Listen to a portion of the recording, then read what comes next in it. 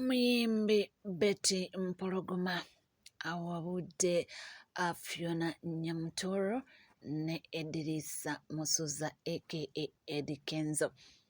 Mbaniriza mwena abali ku NCK TV mwe bali kubanga mgyekuumiddeko mwe bali kutambula naffe. Gigenda gitambula gitya. Tusuubira nti buli kimu kiri bulungi ate nga namwe gye muli bulungi. Gigenda gitya emirimu gy'enjawulo gyonna gye mutuusaako engalo. Munnange lunaku luli Lwakutaano, ennaku z'omwezi ziri 14 mwezi gwa mukaaga mwaka 2024. Yonna gy'oli yonna gy'osinzidde nze nkwaniriza ne sekwaniriza yenna era nga nkugamba kimu nti gwe tuula kalira nywera mbe nga ndukuwa. Anti munnange wanino mawulire tuba nago mu bungi nnyo nnyini ddala. We weetuulire sooka osubscribinge, w'omala okusubscribinga onyiga akadde, ate w'omala okunyiga akadde awo nno tuula kalira amawulire tube nga tugakutuusaako.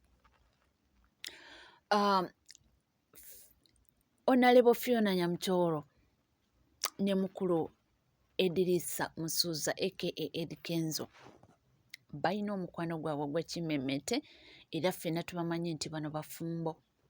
Naye nga w'omanyi nti ekiwoomera amatama abiri ate waliwo abalala tekitakola ki. Waliwo ababogeredde ebigambo mbu basuuse okwemulisa, simanyi Eddie Kenzo takyayimba. Ebyo byonna muzze mubiraba. Oluusi baba bakomentinga ku posti zaabwe negatively, abamu ne baba attackinga ku oluusi ku posti zaabwe. Bingi ebyo boogedde nga babogerera Eddie Kenzo eyagenda kukima copyright, baamwamu omukyala ebya simanyi copyright n'abivaako, takyata music, simanyi omukyala yamuloga. Ebigambo bingi nnyo ebyogeddwa era ffenna tuzze nga tubiwulira era nga w'omanyi ng'abantu ba bulijjo nga bwe tuba. Oluusi twagaliza, oluusi ne tubiteekamu ensaalwa, oluusi ne tubiteekamu entondo. Naye nga ffenna mujjukira abasinga obungi naddala ba Team Kenzo twali twagala nnyo okulaba Eddie Kenzo ng'alina omukyala amwagala era naye gw'ayagala. Era abasinga obungi baamubuuzanga ye Eddie Kenzo awasa ddi? Ye Eddie Kenzo ani gw'adeetinga? Ebibuuzo bye byalingawo. Ye nga omusajja wattu yabyesigaliza. Oluvannyuma ebyo byonna bwe byaggwa ne tulaba nga kati ayanjudde. Tanayanjula naye of course yavaayo oluvannyuma lw'ebintu okuba nga kati abantu bategedde, public etegedde, n'avaayo n'akkiriza n'agamba nti oyo omuntu wange. Era kyeva balaba kati nowadays baba bamuvinga wamu bwe babawooko mu budde bwabwe obw'eddembe. Tebajja na kamera nti babeera ne kamera nga zikola ki, naye ababeera ne kamera be baba bafotola ebifaananyi ate ebifaananyi bino ne babipostinga ne bitrendinga, ekitali kibi. Naye nga w'omanyi omuntu wa bulijjo nga we mbagambye nti tubiinamu entondo, awo nno we tutandiikira. Nyamutoro this, simanyi Eddie Kenzo that, weebityo ne tuteekawo ebigambo ebitasaana. Awo nno omukyala Betty Mpologoma, omukyala ono ayimbye ku nnyimba za love era mwena mumumanyi. Nze ndowooza ye artist akyasinze okubeera very beautiful mu ggwanga Uganda. Nze nga we mulaba mukyala anyirira era ayaka, mukyala oyo Betty Mpologoma bannange mulungi. Naye ye yavuddeyo first of all n'agamba nti musanyufu nnyo eri Eddie Kenzo era n'agamba nti amwebaza okubanga yatwala obudde bwe n'akyuzinga omuntu amwagala era gwe baagalana naye bombi. Era agamba nti munnange w'ofunanga omuntu akwagala mwagala ebya ddala. agambye Eddie Kenzo gwe towuliriza, temuwuliriza bigambo, ekikulu mweyagala, ekikulu mwine essanyu, mwine emirembe gyammwe. Bino bigambo bya social media nti tebibalya. Ekikulu laavu weeri. Woba yakuloga akuloge kasita yakuloga mwagala. Nti laga mwana munno laavu. Nti kyekyo kye twakwagalizanga buli omu nga twagala kulaba ng'oli happy.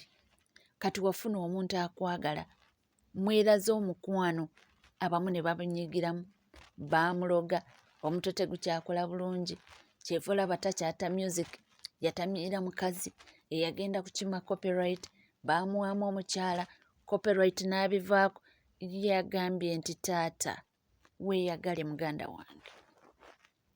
Nti yagala omuntu wo bw'aba akwagala. Nti oli wa mukisa nnyo okufuna omukyala alinga Fiona Nyamutooro. Nti lwaki tomwagala?